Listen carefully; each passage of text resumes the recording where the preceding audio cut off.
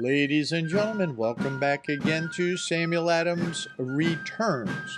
Those anti-federalists, they absolutely got it right. And this is Tom the Bullis, your host. I'm delighted that you are back with me again this week. A couple of things I want to kind of touch bases with you real quick on is that if you have questions or concerns or other areas of interest in what I am talking about, please contact me at tom@samueladamsreturns.com. That's tom@samueladamsreturns.com, and I will be delighted to take your input and see what areas of what we do may be of interest to you. Now, to find the archives of this program, please go to samueladamsreturns.net. And there you can get all the archives. You can find a lot of other information that's available. And I would ask that if you have not, or you know folks that have not, please sign up for the weekly newsletter so that you know what's coming up for next week's programming. So if you would do that, that would be wonderful. This week I have been concerned. I have been concerned about not only the last week Democrats and their convulsion, as I called it. I've really been thinking through what is the value proposition that I'm bringing to you. I look at all of the other programming that's out there, and it's all this emotional stuff, and there are times that I get emotional on this program, and there are times that I will, as I tell people, I don't have a real problem punching in the nose from this program perspective. And sometimes I do that because I don't know who's really listening to the program and, what the value proposition is to anybody out there. But I know that from what I've seen on the podcast reports is that there's, a couple thousand people that have a tendency to listen to what's going on out there. And, there's a few people on YouTube and all of that, but I appreciate every person that downloads the podcast and listens to them. And I thank you very much. And that's why I said at the beginning of the program, if there's something interesting or something topically that you think that I can delve into that nobody else is willing to, then please, email me. The email, again, is at the bottom of the screen, or for those on the podcast, it's tom@samueladamsreturns.com. I'd love to entertain some of those other ideas that you may have because I am a deep researcher and I like to take and try and bring information to you that maybe somebody else isn't. Most often, somebody else is not. Today, I wanted to cover something that has really come to me over this past week with the, and I have to term it correctly this time, the Republican convention. I think this is the first time in, last 4 years was a pretty decent convention, but for decades now, I have to call the Republicans what they are in many instances, just that, because they repudiate anything that's meaningful, that's decent, and in so many ways, they have not been any different than the Democrats. And in most instances, they work so close together in the swamp that they're not distinguishable. I want to talk about covenant because covenant is, in the simplest terms, promises made and promises kept. Promises made, promises kept.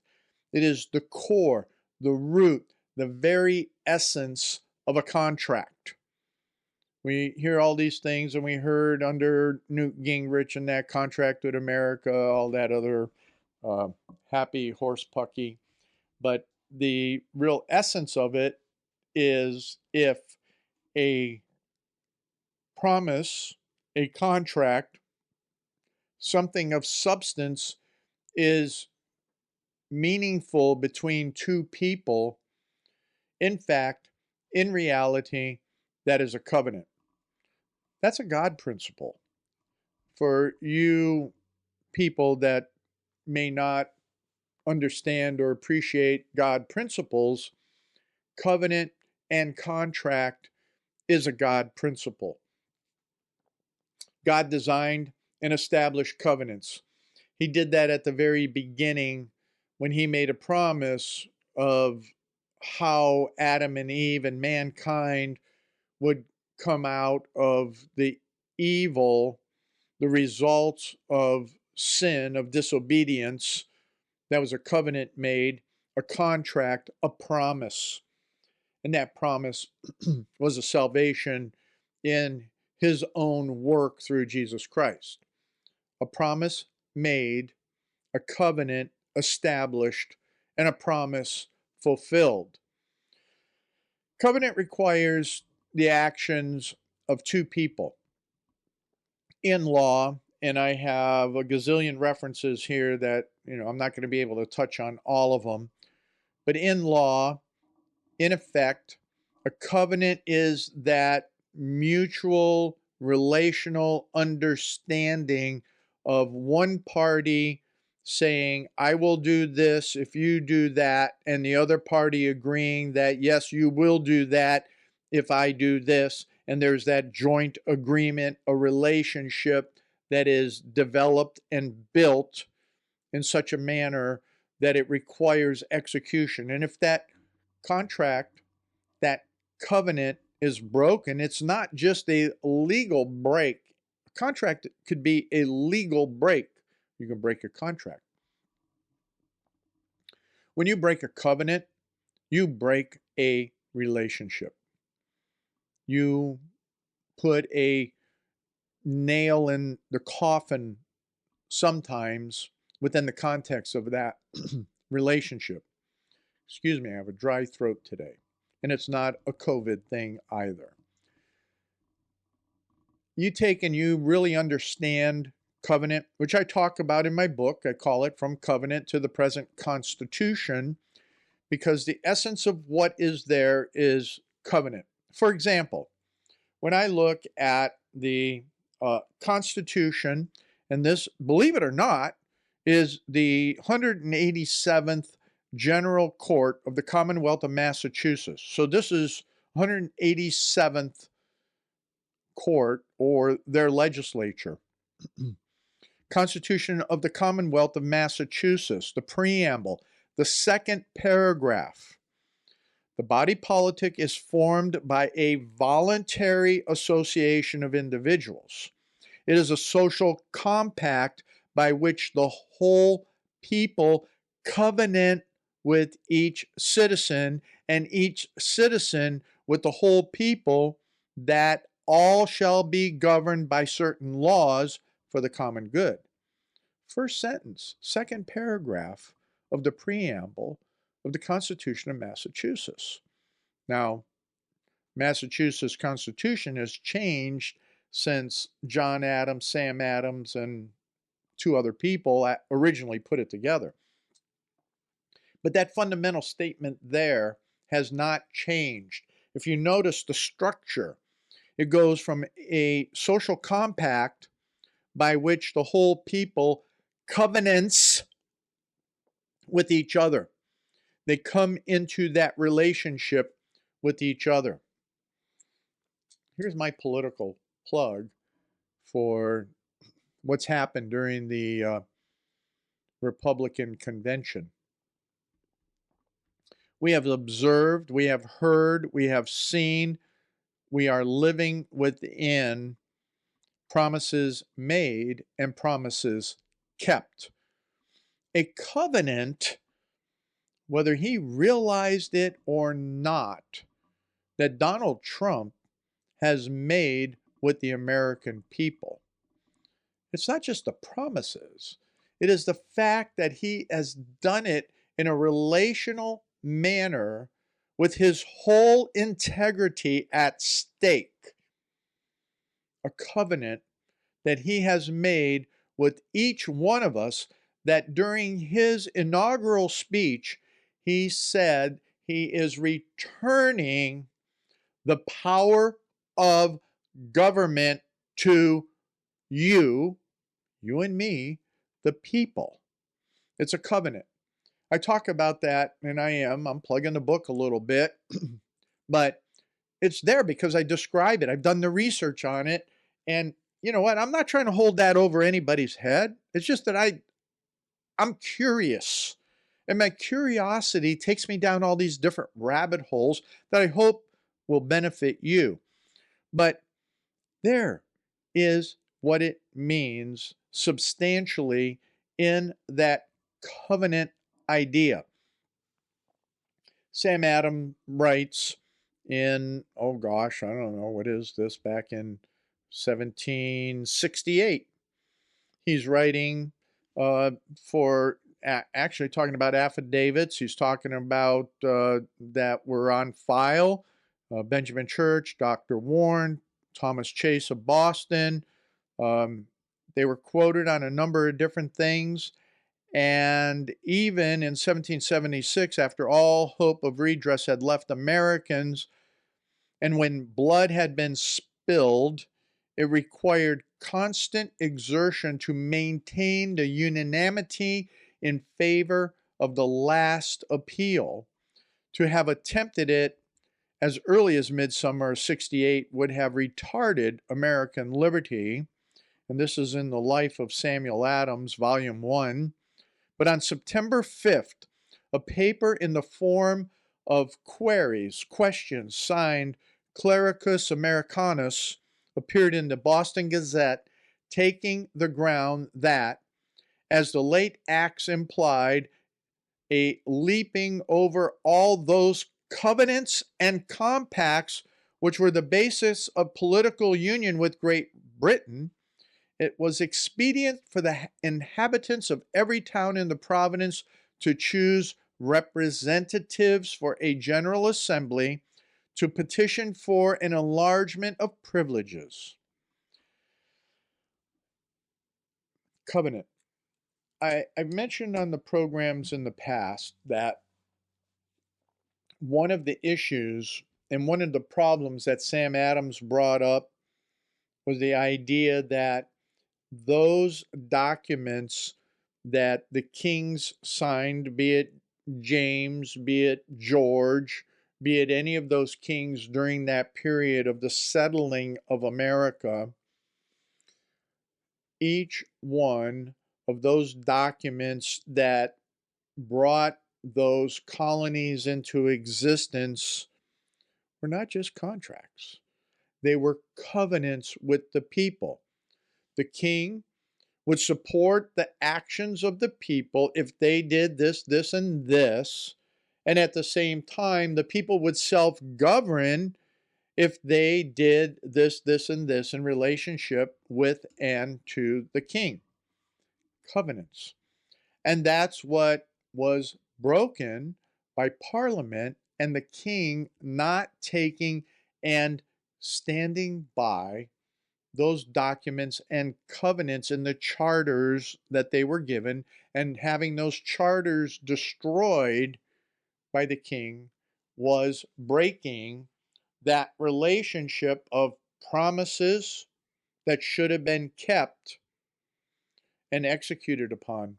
But instead, no, we saw tyranny and despotism come into place by bureaucrats and politicians, no different than what we're seeing in this very time. As we move into the second segment, I want to talk a little bit more on the covenants that we're seeing being expressed not only by what Donald Trump had talked about, but by how he is governing and what that means within that governance in relationship to what is being talked about during the Republican convention, in contrast to the despotism and tyranny being spewed out by last week and what we're seeing in the media and elsewhere in relationship to the Democrats. Sam Adams understood covenant very explicitly, as well as did the Anti-Federalists. So come on back in the second segment as we continue to explore it. Ladies and gentlemen, welcome back to this second segment of Samuel Adams Returns. Those anti-federalists, they did. They absolutely got it right. This is Tom Navolis, your host, and I'm glad you are rejoining us for the second segment. As I always do, I want to remind you to go to libertyworksradionetwork.com or lwrn.net. Check out all the other hosts and hostesses, and you know what? Find that donate button. I know you're getting inundated right now with, taking and being asked from all different directions to support this campaign, support that campaign, but Liberty Works Radio Network has been consistent in bringing liberty to you through different hosts and hostesses over the many years. And I'm thankful to them for having me on the network, and I hope that you will join in supporting them as we continue to try and bring liberty truthfully to you this day. So with that, there was something brought about here that was said to and about Mr. Adams, Sam Adams that is that there was this mark of distinction as a special commission from the throne that was directing the future course, a royal diploma of liberty that left the people as free as a mountain air in the future action. With Mr. Adams, there was no bribe could seduce, no threat divert Mr. Adams from a path of duty. He placed his trust in the Rock of Ages, enjoyed the rich consolation of any approving conscience, the unlimited confidence of his friends, and the approbation of every patriot. Something that was more important. The most important thing was that the great seal of the original compact was broken in relationship in regard to what happened with Great Britain during that period of time, and the actions then needing to be taken with the onslaught of what happened at Lexington on April 19, 1775. The great seal of the original compact was broken. The covenants of the two parties were canceled in blood. Now, when we look at covenant, and we look at it from some of the historical perspective that I've brought out in my book and that I brought out other times, is that covenant often was developed in blood. That covenant that was built by God in relationship to Adam and Eve was a promise of fulfillment and restoration, but the cost would be blood. When you look at the other covenants of Abraham, if you will, and many of the others, and you could term it even in the ancient suzerain covenants, it was always by taking and killing an animal, splitting it in half, and the parties would walk through that ground space, oftentimes bloodied ground space, that was the sign and seal of a covenant. Fortunately, Donald Trump, in promises made and promises kept, has not had to do any type of blood covenant with us because we have a constitution. We have a free America that was right here, developed starting in 1775 when the covenant with Great Britain was canceled in blood. And the Revolutionary War established the new covenant of the individual states as free, independent republics established in the blood of the patriots that fought the American Revolution for that liberty based on that canceled covenant with Great Britain. The Constitution of America is a blood covenant because of the American Revolution. A blood covenant, if you really look at it and you really understand what happened from a covenantal perspective. I know I'm going to potentially hear a bunch of Christian theologian types going, well, Tom doesn't really understand anything about covenant, what that really means. You know what? I think that what we miss is that every Christian should be a theologian. Theologian means the study of God. So you should be taking and digging into your Bible and not just being dependent on some preacher standing up there in the pulpit. They're important. They're supposed to be teaching. They're supposed to be bringing these truths. But to generalize, and not pick on anybody in particular, but to generalize what we have seen, as I've talked to you about before in most recent programs, the pulpits have failed when we saw all of these false ideas of theology come into place, when we saw those of the Unitarians who wipe out the idea of Trinitarianism, of the Father, Son, and Holy Spirit. And those that don't understand or apply all of Christ, all of God for everything, and what I call the extensibility of the gospel. The covenant of the Constitution was drawn in the blood of the patriots during the Revolutionary War. Yeah, we had an imperfect constitution to start with under the Articles of Confederation.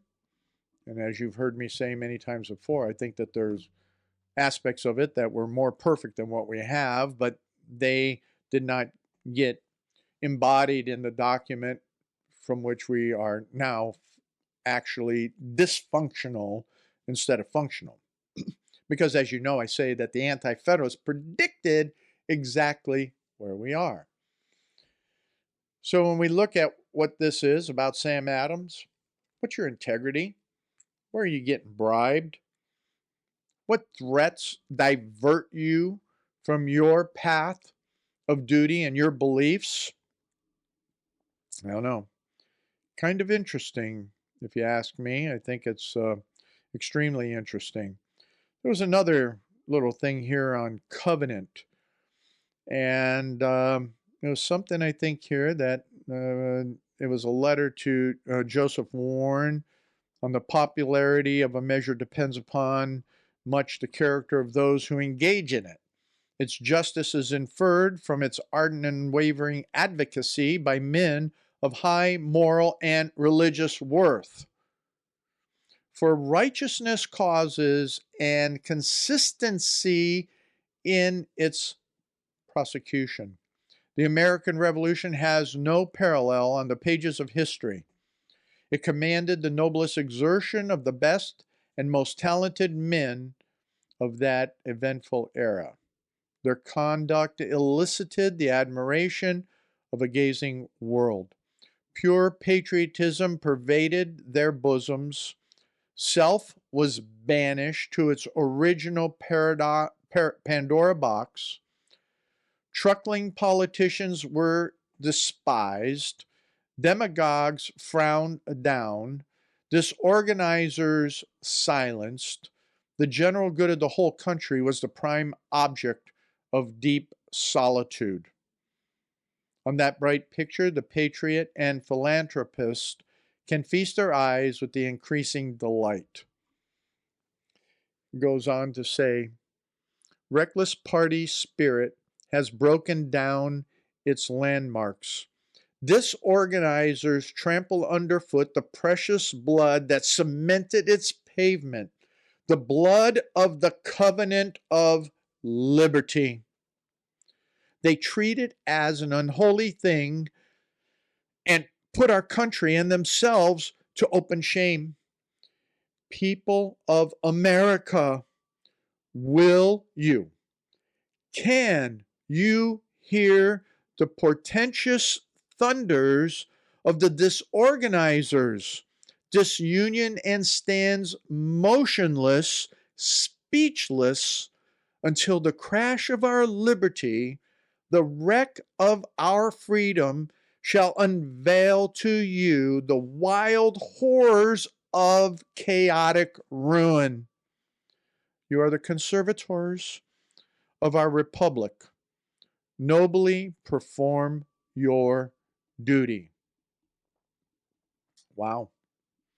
This was in the book called The Sages and Heroes of the American Revolution, in a section talking about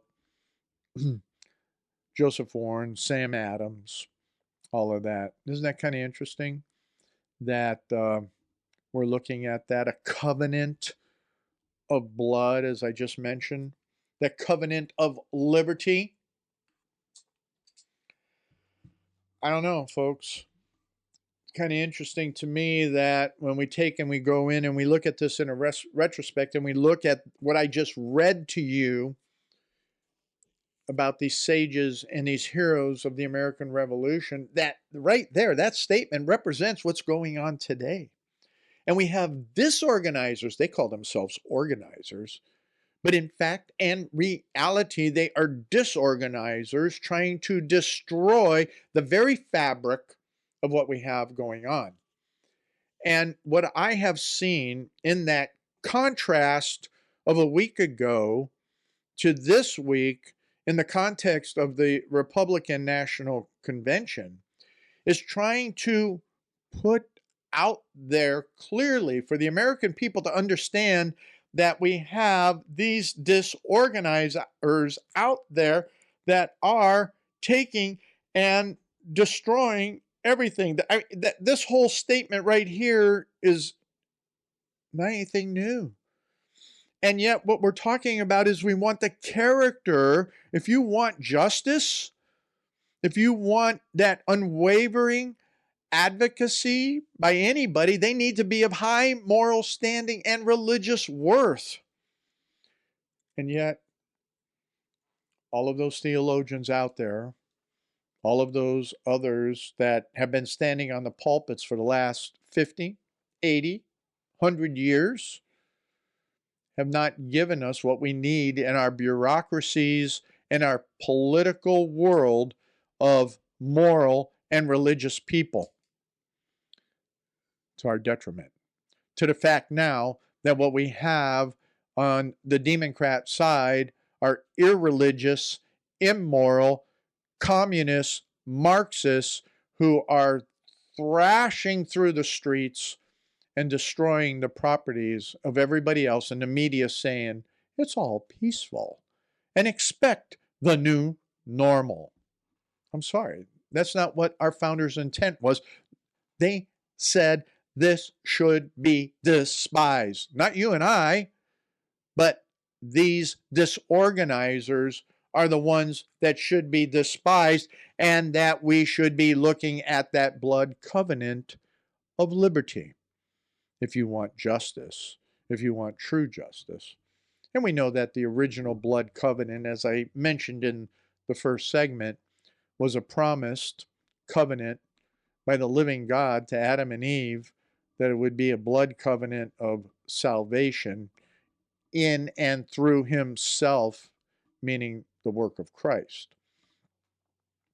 So with that, you know what? If you want liberty, if you want this, you need to take and stand on these truths. Otherwise, the wreck of our freedom shall unveil to you the wild horrors of chaotic ruin. That's what you're seeing in the streets right now. You are the conservators of our republic. Nobly perform your duty. And that includes all of you evangelicals that think you despise Donald Trump. No, get to learn and go watch what's happening, and you'll see you need to stand on the truths of the blood covenant of liberty. Come on back in the third segment as we just continue to look at covenant from a founder's perspective. Ladies and gentlemen, welcome back to this third segment of Samuel Adams Returns Those Anti-Federalists. They did. They got it right.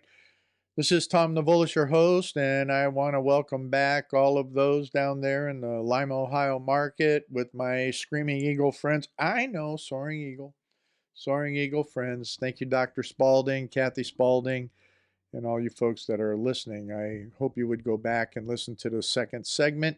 You can find that podcast archive at samueladamsreturns.net. I think it is over my left shoulder is where you should be able to see that. And please sign up for the newsletter if you have not.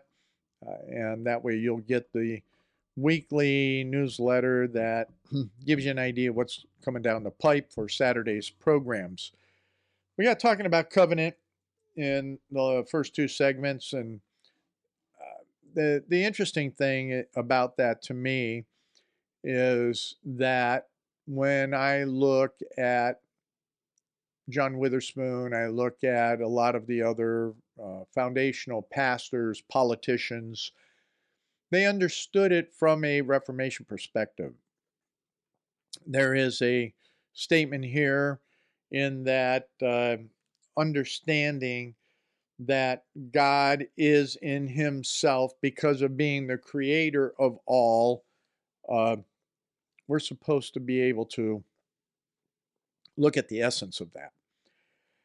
And God has an absolute right to rule over his people as the uncreated creator of everything and everyone that exists.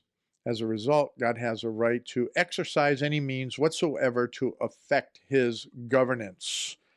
And that is critical. It's critical to know and understand. I just found what I was looking for. And that might be from none other than John Witherspoon.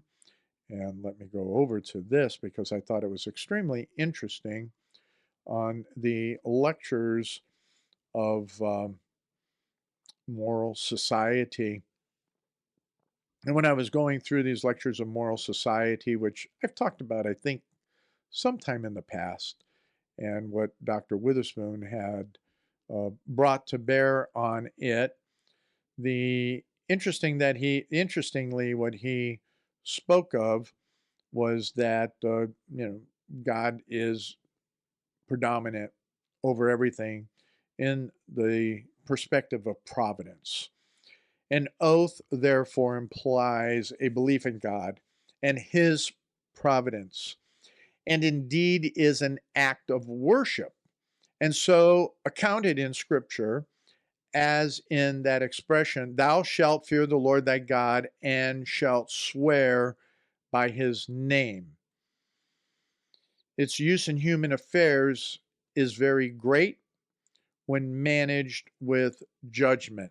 So that's just on an oath. What does it mean when you take an oath? So when I was talking about Donald Trump covenanting with us as a people, and during his inaugural speech, what he was doing when he swore that oath, he made that initial covenant not just with you and I. What he did is he actually, whether at that moment he realized it or not, was covenanting with God that he was going to exercise judgment, wisdom, and all that would affect our society based on the core principles of a living God over all creation.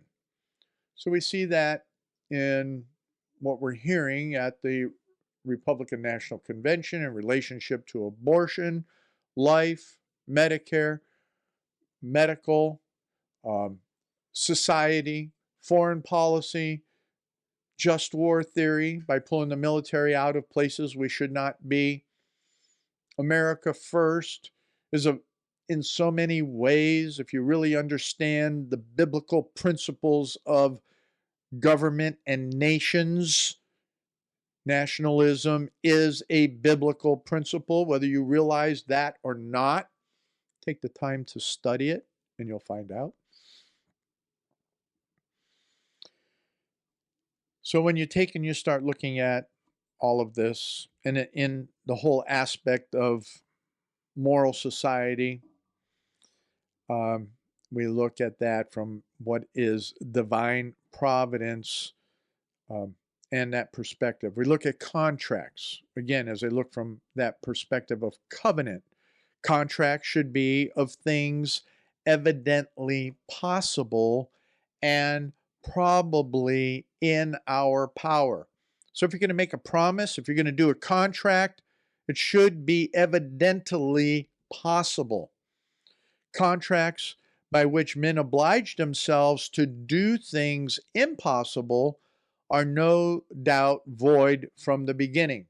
That sounds like the whole Republican, I'm sorry, let me take that back. It sounds like the whole Democrat convention is that they make obligations, they obligate themselves to things which are impossible. Socialism, Marxism, all of the things that they talk about, impossible. It doesn't fit within the scope of how God designed the world to operate. All right. And from the very beginning, then, they're void. So that's why you have all these politicians. There's the answer to every politician, no matter what side they are on in the political spectrum. Why is it that they never fulfill what they say?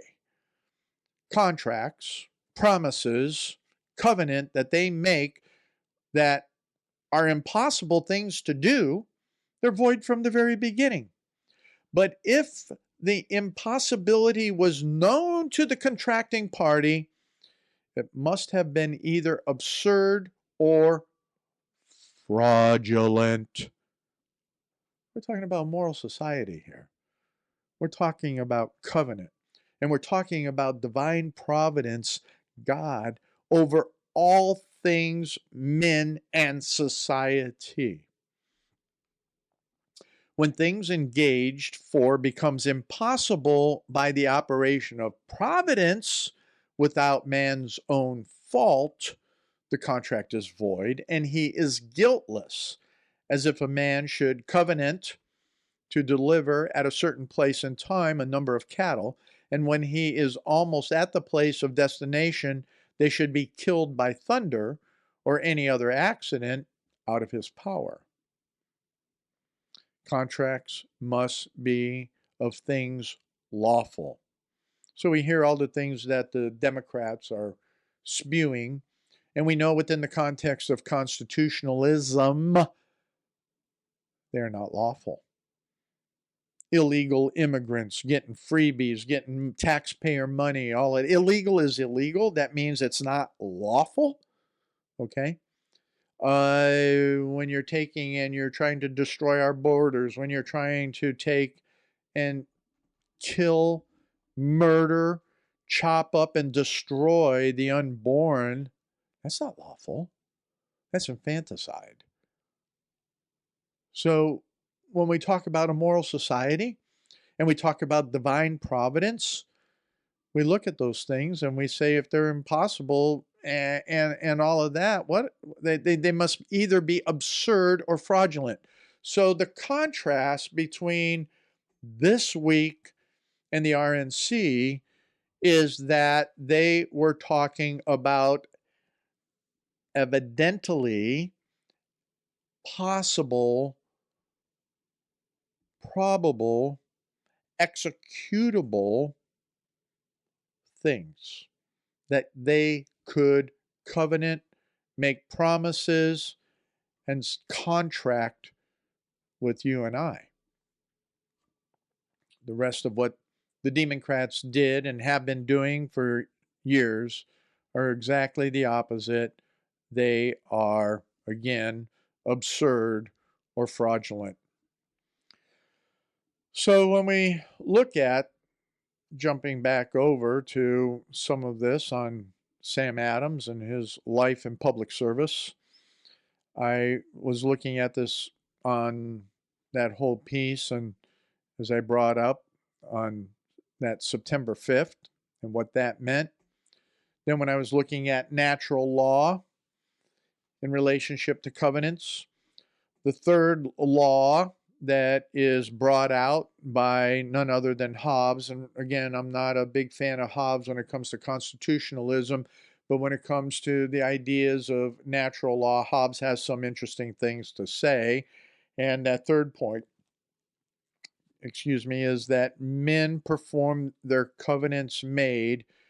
And this law of nature consists of the fountain and original of justice. When a covenant is made, then to break it is unjust, and the definition of injustice is no other than the not performance of covenant. And whatsoever is not unjust is just. So all of these deceptive politicians, there's injustice. So when we have all of our black friends that are speaking at the Republican convention talking about all that has been done under President Trump, as we heard the other night from the gentleman that was there in the 60s, and he told the black community, if you don't understand what's going on, you don't understand history, you don't understand what justice and injustice or injustice is, even according to Hobbes and the fundamentals of natural law. That simple. Sam Adams' writings, he was talking about that the crown covenants, that a great and general court shall be held every last Wednesday in May forever. The crown, therefore, doubtless is bound by this covenant, but we utterly deny that the people have covenanted to grant money to or to do business, at least any other business, that choosing officers and counselors to complete the general court. So what he was talking about there is that under the charter, as a compact between the crown and the people of a promise, you have to ask that question, shall one party to the compact be held and not the other? This goes under what I was saying about at the very beginning in the first segment about what does it mean to have a covenant and break that covenant? What does it mean to have a contract and break that contract? What does it mean from the point of view that when a charter is broken? And what does it mean when you're going to have a president or a politician in particular, especially when we have a non-politician president that knows how to keep promises, make promises, keep promises, and exceeds the keeping of covenant by virtue of what I talked about a few minutes ago in oath. By taking an oath to defend the Constitution and saying that he is returning the government to the people, which I think in our preamble it says, we the people, we the people. So our government is we the people, not the bureaucrats, not the politicians, and definitely not the swamp that is there in DC or in your local government or in your state. Ladies and gentlemen, I want to just finish off today's program with the fact that how do you view your covenant? You have a covenant with God, first and foremost. He laid one out for you. How do you look at how your government operates? How do you look at those who are just by virtue of maintaining their oath? How are you looking at that? And what are you going to do? Where's your integrity, first and foremost? Are you going to be that dutiful citizen that maintains the republic? And the way to do that is to look for people that understand covenant, truth, and knowing that God is the one that gives us the ability to govern, to self-govern and move forward from that. I challenge you then to move forward in truth and covenant. Sam Adams did. The Anti-Federalists knew it. So come on back next week as we continue to talk about Sam Adams and the Anti-Federalists getting it right.